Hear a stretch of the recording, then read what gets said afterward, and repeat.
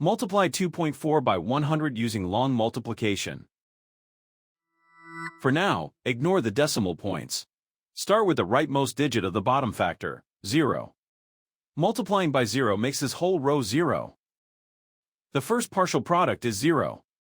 Now use the next digit to the left, 0. Start one place to the left. Multiplying by 0 makes this whole row 0. The second partial product is 0. Now use the next digit to the left, 1. Start two places to the left. 1 times 4 is 4.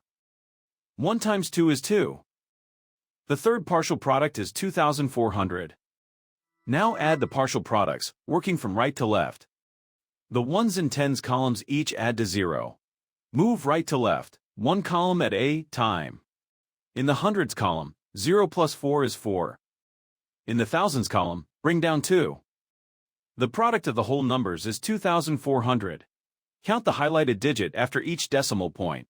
The factors have one decimal place altogether, so the product needs one decimal place. Place the decimal point one place from the right. 2,400 becomes 240.0.